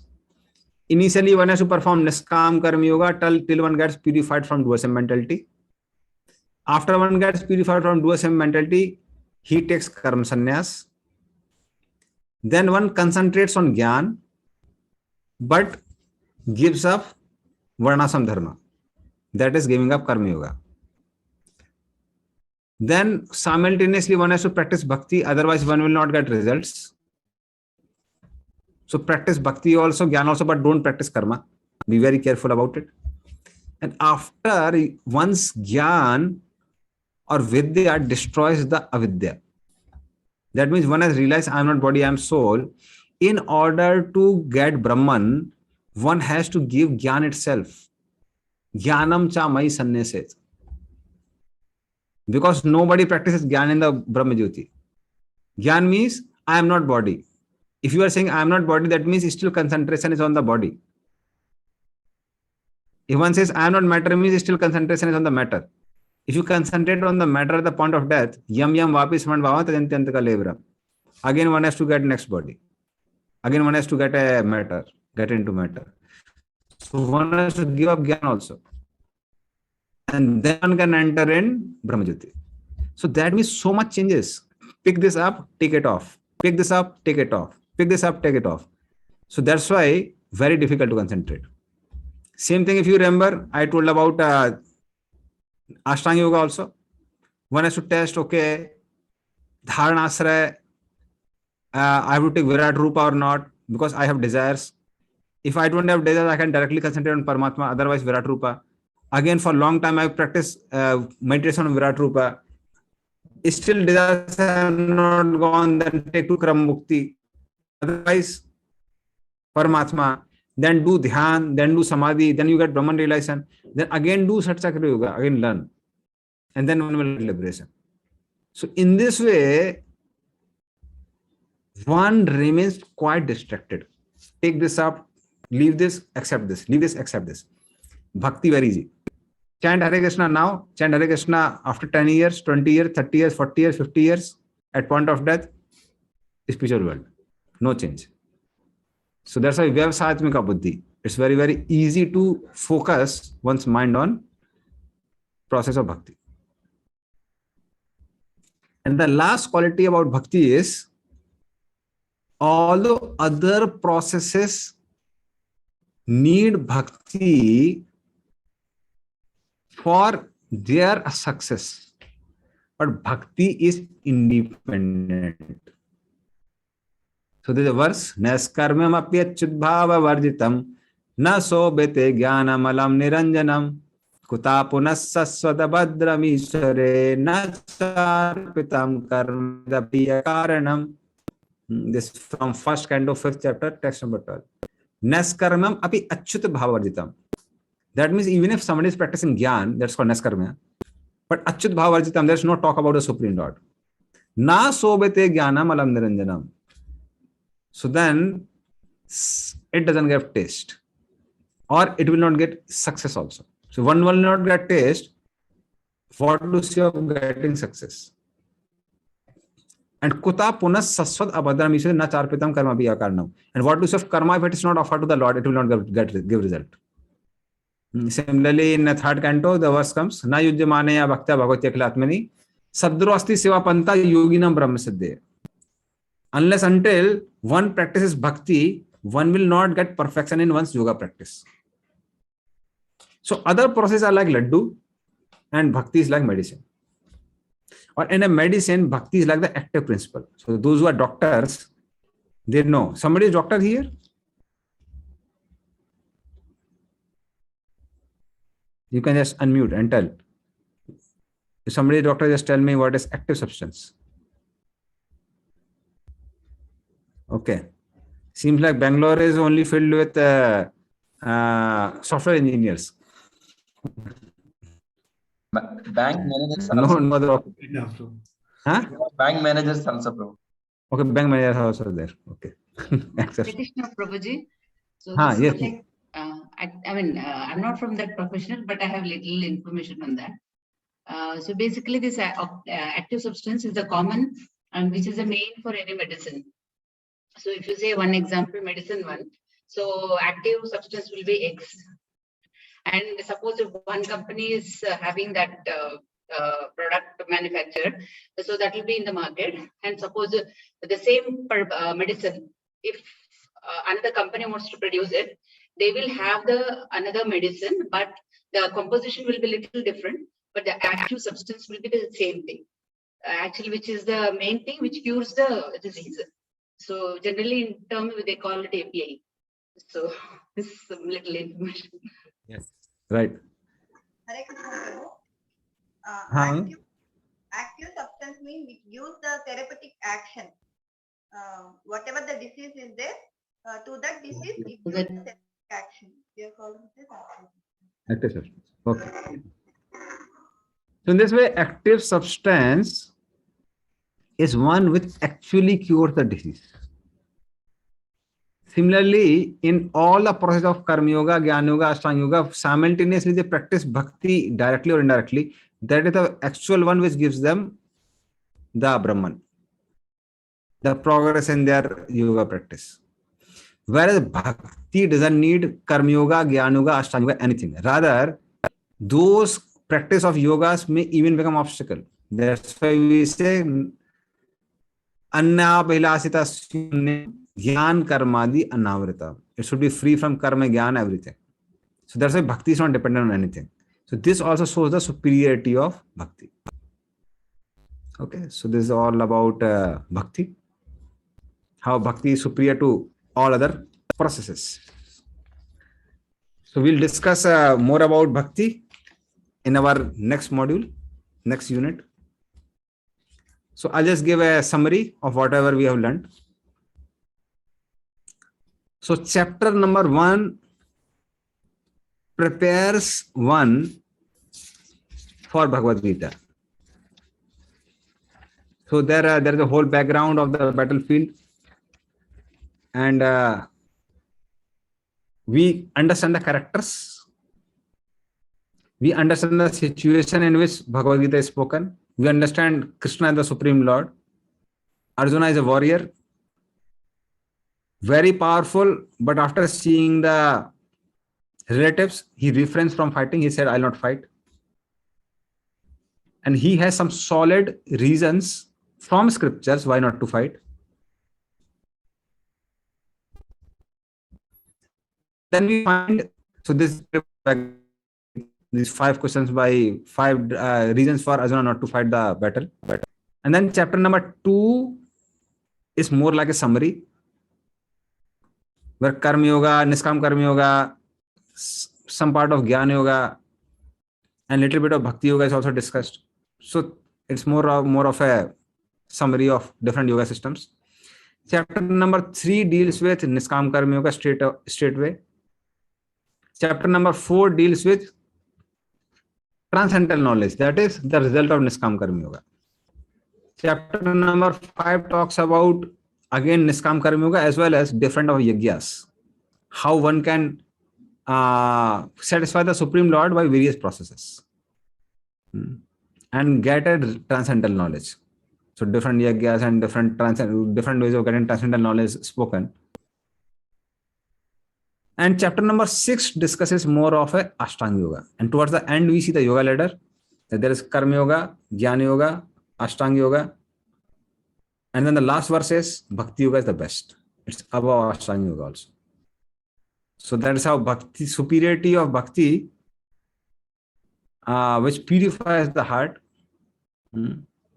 is very, very clearly depicted in end of chapter number 6. So in this way, a summary of Karma yoga, Jnana yoga, Ashtanga yoga, all these things are, and little bit of hint of Bhakti yoga is given in first 6 chapters. And now middle 6 chapters, which are considered the cream of Bhakti yoga, are filled, or cream of Bhagavad Gita, we'll talk about Bhakti yoga. Okay, so that's our end of unit number. Actually, it is unit number 1, although we had done NY before. So, but now first 6 chapters are over. So there would be some announcement for exams also. So be prepared for closed book exam, open book exam. Okay, any question? Last question? And if there's no question, then we can just end. Prabhu, in the one question is there. Okay. Yes. Prabhuji, why is many verses as we have seen Krishna tells to Arjuna, that is my opinion. Okay, okay. In the chat box of this question is there. See, my opinion, Krishna, why he speaks like that is, that's a gentlemanly way of presenting things. Gentlemanly way of presenting things means I give my independence. Whether to follow or not follow. It's not like some bureaucrat or some, I won't say bureaucrat is not like very good word. It is like someone like a strong ruler who gives you no option. You have to do it anyway. Krishna said, this is my opinion. And certainly we know Krishna's opinion cannot be wrong. It is absolute. But then as a gentlemanly person, he also gave independence to follow or not follow. So that's the gentlemanly way of presenting. Like I remember once my electrical engineering professor, he told in the class. So he was saying once that he was very angry with the students because they were talking among themselves in the class. So he became very upset and he said, I'll make such a hard paper that, and there won't be any choices. So I'll make very hard paper and there won't be any choices. And sometimes a hard paper has a choice. Attempt any 4 among 6 or something like that. So no, I will make very hard paper and there won't be any choices. And one student raised his hand. And this professor said, that really made me humble. So he said, there is always a choice, professor, whether to attempt or not to attempt. So in this way, nobody can snatch away your independence. And those who are gentlemanly people, they understand that. So that's why the best way of preaching is present the things and let other person choose whether to accept or not accept. So we generally, it's like now we present our opinions. So that's a gentlemanly way, and that is how Krishna is humbly presenting to Arjuna, and he gives them a choice whether to accept or not to accept. Okay. Okay, so we'll end here.